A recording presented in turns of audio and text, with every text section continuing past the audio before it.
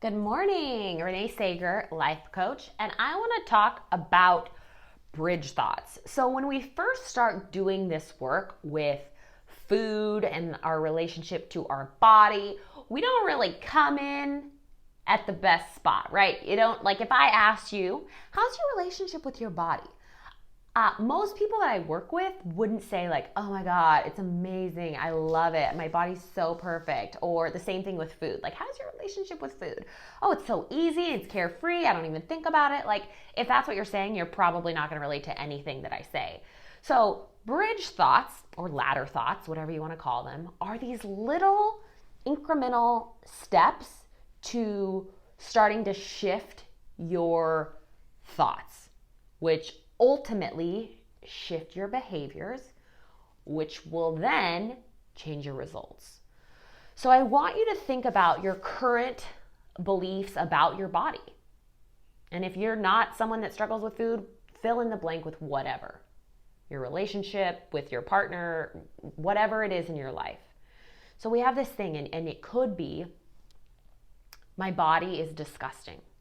Like, I hate my body. You could be at that spot. So instead of jumping from there to here, which is like, I am so sexy and beautiful and I love my body, you might just be at, this is my body. Like, does that feel believable to you? You know, I always kind of encourage clients to take it just to the believable, or maybe just a little bit past the believable part. Like the part that makes you just a little bit like, I don't know. Because you're leaning into this new way of thinking. You're becoming a different person with this work. You're literally shifting your entire belief system. And this does not happen overnight. And just because you have the awareness doesn't mean like, oh, I'm fixed. Like, then I would be signing one-day contracts with clients, because I'd just be like, here's all the things you need to know. Just start doing that. You'll be fine. No. Unfortunately, I wish that it did work like that, but it doesn't. This takes time and practice and going forward and then backwards and then forwards and then backwards. But it's starting with these little shifts. And it's also beginning with just starting to question the shit that we have going through our head. Because most of us have got a lot, especially about ourselves and our relationship to food. I can't have that. Carbs will make me fat. I'm not allowed to have more than one. I shouldn't be eating this. This is horrible for me. That's bad. I've had enough. I shouldn't need any more.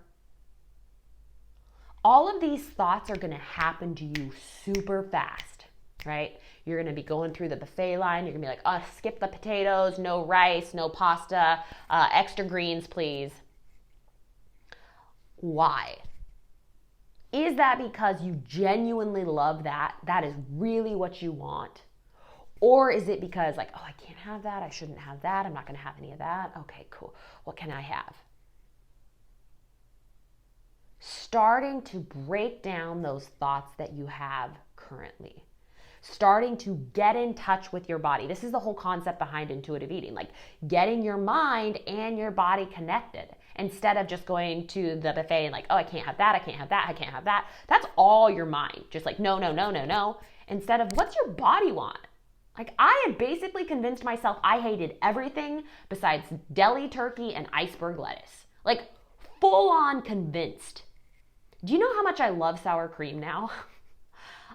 I really love it. I love it more than guac. It's so good.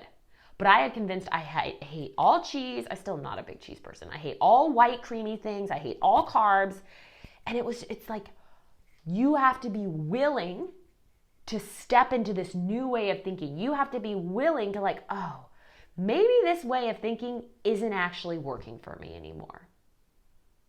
Maybe I could be open. Maybe I could just be open to the idea that all food is available to me. That I can have the food that sounds good to me. I'm allowed to eat what I want. Trusting that the food isn't going anywhere, will always be there for you to eat, whether it's 2 a.m. or 8 a.m. And just being the watcher of your own mind, seeing those biases, seeing those old thoughts creep up.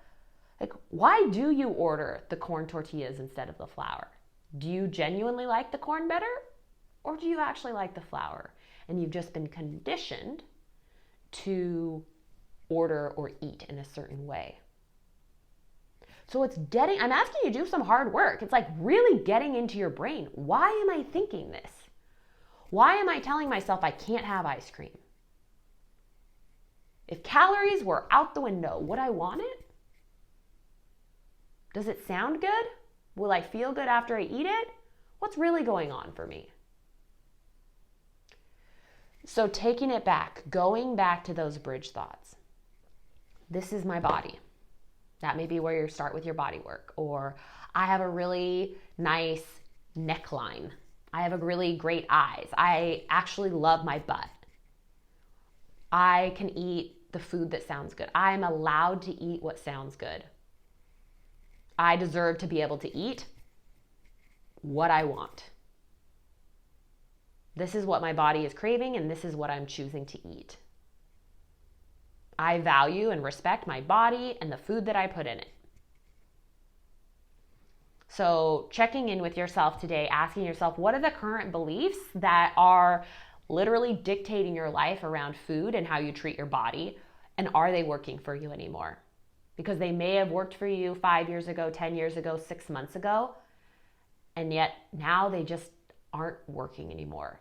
So taking a step back and questioning those thoughts. Is this getting me what I want? Am I beating myself up about eating the flour or the sugar or the ice cream or the donuts or whatever, and then I'm just eating them all anyways? Like, is this giving me the result that I really want? And questioning those. Because no one is forcing you to do anything, ever. You don't even have to pay your taxes, okay? Do you like the way you're thinking? Is it giving you the results that you want? Is it making you feel good? All right, I hope that's helpful, and let me know how it goes for you.